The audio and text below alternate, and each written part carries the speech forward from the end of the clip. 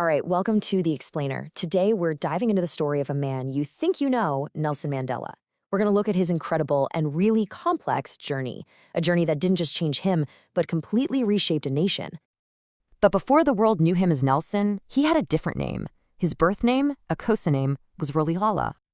And you've got to love this. Colloquially, that name means troublemaker.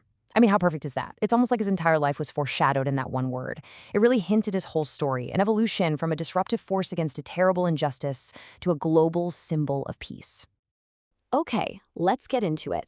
Mandela's early life is fascinating. He starts off with this royal lineage, but he's drawn into the heart of the anti-apartheid struggle, and it's in that fire that his political identity was really forged.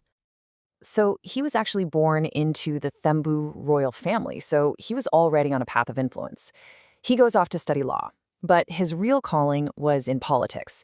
He joins the African National Congress, the ANC, back in 1943, and pretty quickly co-founds its more radical youth league. Then in 1948, everything changes. The National Party's all-white government establishes the brutal system of apartheid, and right then and there, Mandela and the ANC commit themselves to taking it down. Now, here's where things get really interesting. At first, the strategy was all about nonviolent resistance, very much influenced by Mahatma Gandhi. But as the government got more and more brutal, that strategy had to change. This wasn't just a random reaction. It was a calculated, strategic pivot. After years of peaceful protests being met with violence, Mandela decided that armed struggle was the only option left. He co-founds Umkhonto we Sizwe, which means Spear of the Nation, to start a sabotage campaign against the state. So, to organize this new resistance, Mandela obviously couldn't just walk around in broad daylight. He had to go underground. He traveled all over the country in disguise, setting up the ANC's new cell structure. And he got so good at evading capture that the press gave him this incredible nickname, the Black Pimpernel. But, you can't stay hidden forever. In 1962, the Black Pimpernel was caught. His arrest led to this huge trial, and a sentence that would ultimately turn him into the most famous political prisoner in the entire world. He would spend the next 27 years of his life behind bars. Just let that sink in. 27 years. So there he is at the Riviania trial facing a possible death sentence. And does he back down? No way. Instead, he gives this incredible 3-hour speech from the dock, laying out everything he believed in and ending with those famous words. They sentenced him to life in prison. Now, his time in prison wasn't all in one place. It was a journey through 3 different facilities.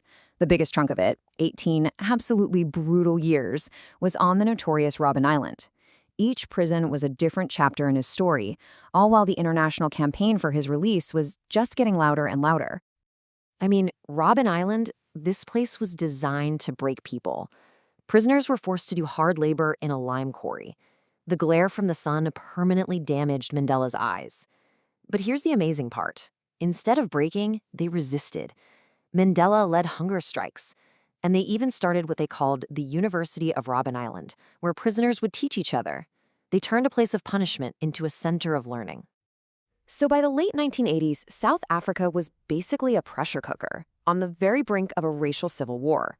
With intense pressure from inside the country and out, President F.W. de Klerk finally took the historic step to release Mandela, which really set the stage for the end of apartheid. And then February 11th, 1990. The whole world is watching as Nelson Mandela walks out of Victor Verster prison a free man.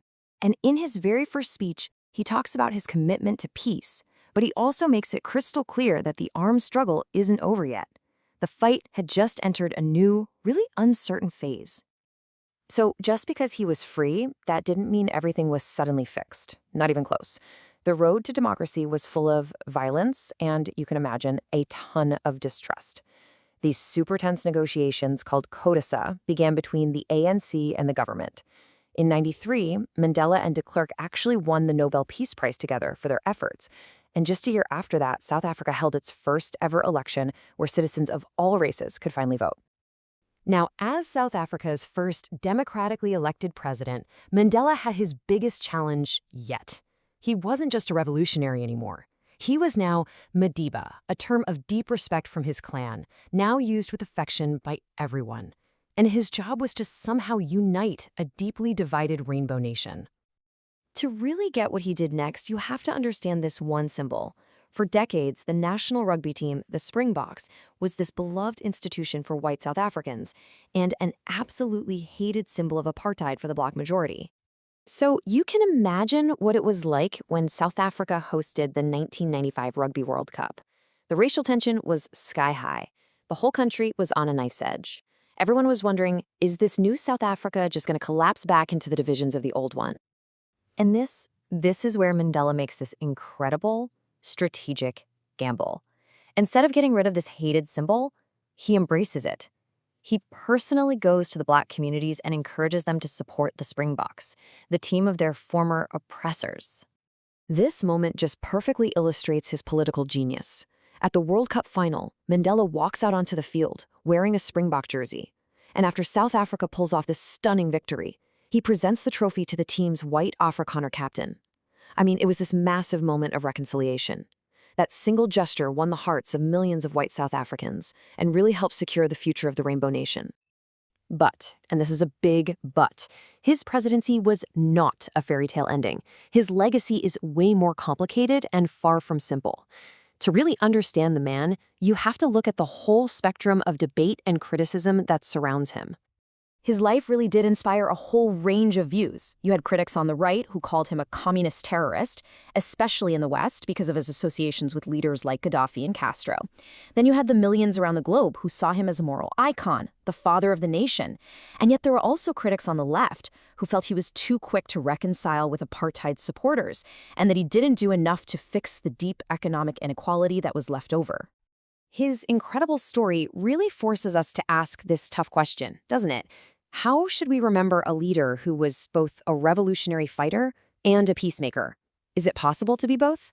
A troublemaker and a unifier? But ultimately, I think that's the real story, right? It's a powerful story of evolution. From Rolihlahla the troublemaker to Madiba the revered statesman, his journey shows that transformation is possible, not just for one person, but for an entire country. His life is proof that even the deepest, ugliest divides can be bridged with courage, with strategy, and with an unwavering belief in reconciliation.